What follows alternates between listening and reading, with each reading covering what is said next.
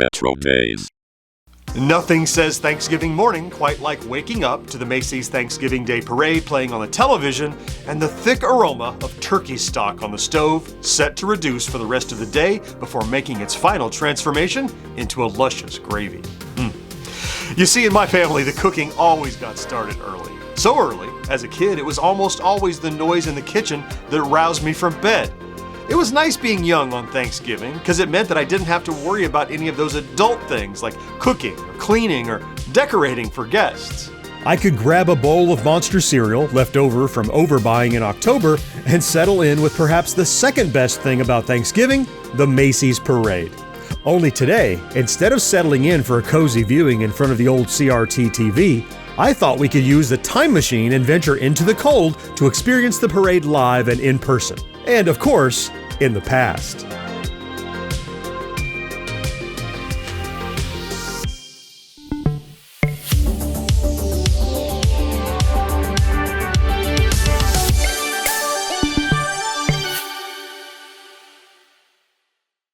Now I know, you're all comfy in your pajamas, the house smells of delicious Thanksgiving Day food, and the parade broadcast is about to start. So why bother getting dressed and going out into the cold morning for some silly balloons, celebrities, and floats? Well, how about because it's the largest parade in the country with an estimated 2 to 3 million spectators? Or because the Macy's Thanksgiving Day Parade is the unofficial start of the holiday season, introducing Santa Claus on his sleigh at the end. Not to mention, the 3-hour parade is held in Manhattan, starting at West 77th Street and Central Park West, and ending right outside Macy's Herald Square. Yeah, that's right. Put your pants on like an adult, bundle up for the late fall weather, and hop on into the RetroDaze Time Machine. There'll be plenty of time for turkey when we get home. Stepping out of our time machine into a 1980s Manhattan, no one seems to question the outrageous contraption. Perhaps because of all the otherworldly creations being prepared for the parade makes our clunker look pedestrian. The aroma of the city is at first pleasant, filled with pushcart pretzels, dirty water dogs, sweet roasting nuts, coffee, and bacon overwhelming our senses. Then comes the undercurrent of car exhaust and a metallic dampness from the subway. Body odor masked by perfumes and cologne wafts by as the crowds surge and push closer to the parade route. Your first exclamation is one of disappointment. We came all this way to get pushed around? Alyssa grabs your hand and pulls you closer to the buildings, and we all follow. There, that's better, producer Tony says. Thanks, Alyssa. Now then, Tony says, rallying the troops like any good producer, I suggest we get some era-appropriate sustenance, then make our way to the parade. Our goal today is twofold. First, he smiles widely, enjoy the parade. And second, choose one of your favorite Macy's balloons for us to discuss. Got it? We all speak at the same time. Got it, boss! With hot chocolate and pretzels firmly in hand, it doesn't take long for us to notice that, like other time-traveling escapades, we've landed in a strange mashup of 70s, 80s, and 90s. The parade before us boasts incongruent set pieces that are made all the more spectacular by their simultaneous existence. Sure, there are floats that show up in every parade, no matter the year, like Tom Turkey, who first appeared in the 1973 parade and has continued the annual trek through Manhattan, albeit with some design changes through the years. But there are plenty of balloons that should not exist during a single parade year, yet here they are, flying high above our heads, swaying in gusts of wind, and threatening to pull free from their handlers if given the opportunity. Alyssa is the first to point into the sky and exclaim, "There's my pick!" He's skating on 14-foot blades and wearing a stocking cap 30 feet long. Although the version flying overhead, Skater Snoopy, was perhaps the first balloon to really nail the design, it wasn't the first version to fly in the parade. That honor goes to Aviator Snoopy, who first appeared in the 1968 parade. His aesthetics were based on a popular pocket doll being sold at the time. That version of the balloon stood 50 feet tall and was designed by William Ludwig, a Goodyear engineer from Akron, Ohio. As reported in the Beacon Journal, fashioning an inflatable likeness of Snoopy was a sizable undertaking at Goodyear. John Bird of Goodyear PR wrote, nearly 8 months and 1,500 man-hours were required to design, cut, seam, glue, and assemble more than 4,000 square feet of fabric going into the carcass. Aviator Snoopy's flight would be cut short, however, because in 1969, after the Apollo 11 space program successfully sent Neil Armstrong and Edwin Buzz Aldrin to the moon, the parade team refitted Snoopy with space gear, turning the balloon into Astronaut Snoopy, who would fly in the parade for 9 years before passing the torch back to his aviator persona. In addition to these early designs, Snoopy has had 9 variants across 8 balloons, more than any other in the parade, and also holds the record for most appearances with 42 to date. We all stare up at Snoopy as he skates by on an invisible sheet of ice in the sky, and producer Tony says, "Good pick." We all continue watching the parade, none of us in any hurry to choose another balloon with so much fanfare and excitement all around. A procession of crazed clowns come crashing down the street, laughing and jumping, careening toward the audience of onlookers in a jovial way that delights some and terrifies others.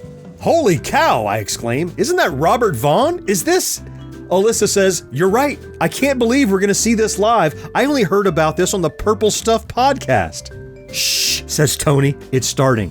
Look at his eyes. He looks bewildered." 1987 is a very important year in our history, and it will be celebrating a very important document.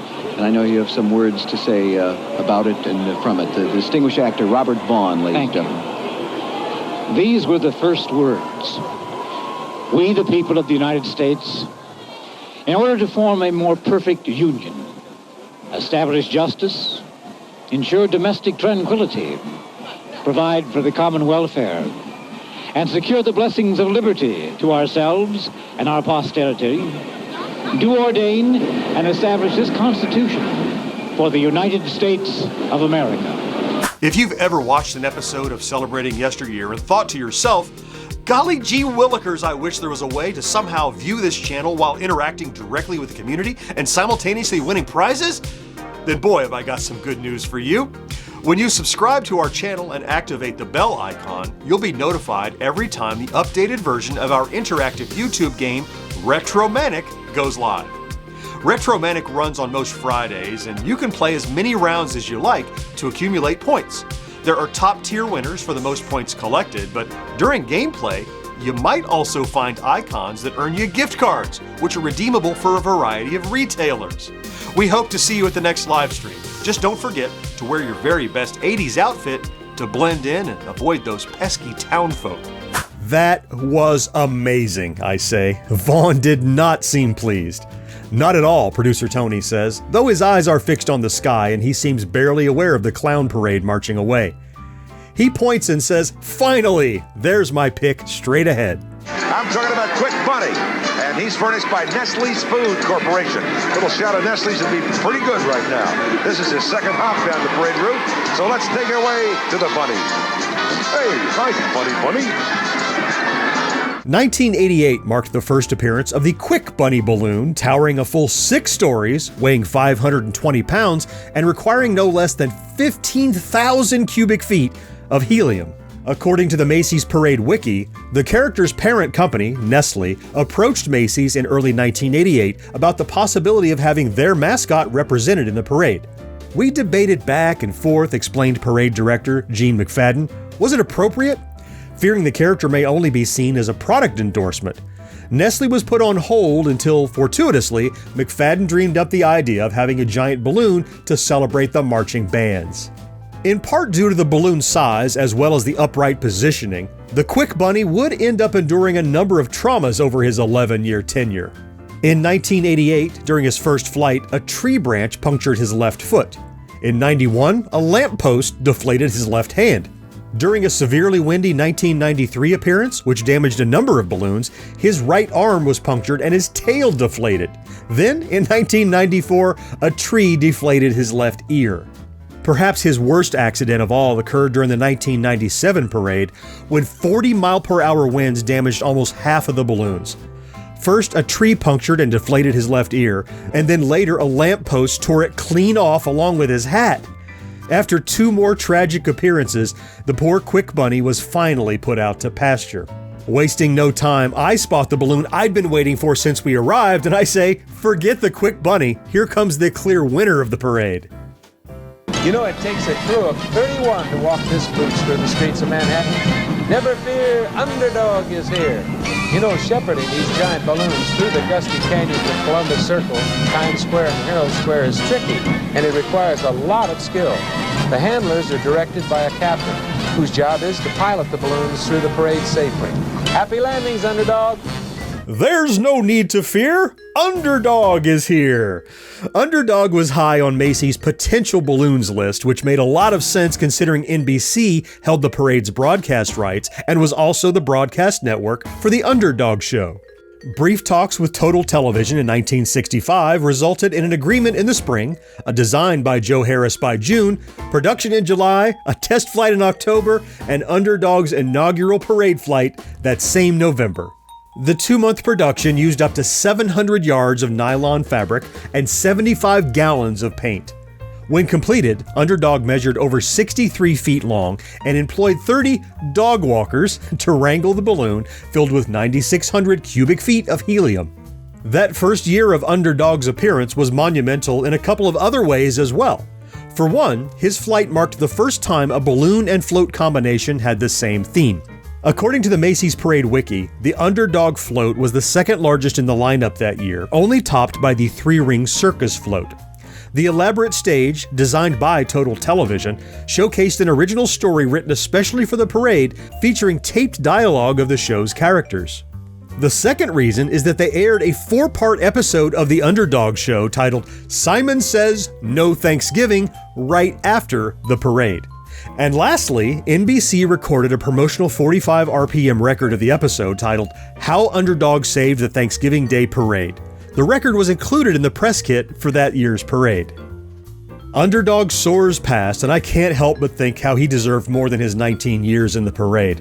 I glance at the rest of the team and see if they all feel the same way, but writer Tony's eyes are fixed on the horizon, with a gloomy expression on his face. Something wrong? I ask. He turns to me and says, "What kind of parade doesn't have a Freddy Krueger balloon? This is a travesty!" I don't think he really fits the whole Thanksgiving Day theme, but you must have a second choice. Tony's eyes light up. Don't have a cow, man. That's our guy. Bart Simpson, furnished by Fox Incorporated, the original underachiever, is taking his little skateboard for a run down Broadway in this, his second Macy's Thanksgiving Day Parade. And at home on The Simpsons, Bart loves to drive his parents absolutely wacko. But don't have a cow, man, because today, Bart's riding high. Tony's choice of Bart Simpson makes a lot of sense, since he straddles Gen X and millennial sensibilities, having been born in 1980. The Simpsons hit him at just the right time, ensuring he had a love of the series, arcade game, comics, and yes, the Macy's Thanksgiving Day balloon, which premiered in 1990 after less than a year of the cartoons being aired. According to the Macy's Parade Wiki, in an interview with the New York Daily News, former Macy's Special Events Vice President Gene McFadden commented on the inclusion of the Bart balloon in the parade, saying, "Basically, the kids pick the new characters. If the kids tell us they want Bart Simpson, then we give them Bart Simpson. That's just what happened this year." Oh, and here comes our friend Bullwinkle J. Moose. Bullwinkle's antlers sprung a leak. Who the hell is that? Bullwinkle. Who? Wait a minute, who's that? Underdog, don't you know anything? Well, I know it wouldn't hurt him to use some cartoons made in the last 50 years. Son, this is a tradition. If you start building a balloon for every flash-in-the-pan cartoon character, you'll turn the parade into a farce. After the 1995 parade, Bart Simpson was retired and has not been in a parade since due to new regulations after the Cat in the Hat incident in 1997. The rules put limitations on sizes and shapes, which kept the Bart Simpson balloon from returning, even though his height and width reportedly don't exceed these limits. According to the Macy's Parade Wiki, the balloon has since sat dormant at Macy's Float Warehouse, having its existence last confirmed in 2016 as salvaged. Even as the parade continues, more and more balloons from a variety of years fly past until finally, Santa Claus is in sight and the children in the audience go wild.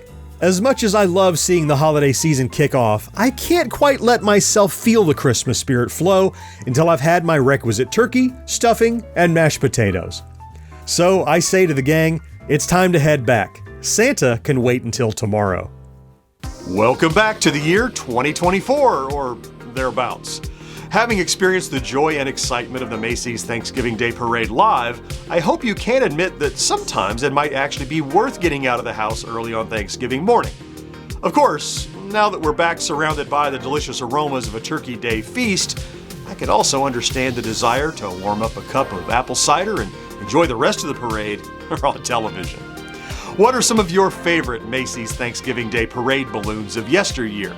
You know I'd love to hear about it down in the comments, and if you enjoy our content, please consider liking this video, subscribing to the channel, and maybe even activating that ubiquitous notification bell.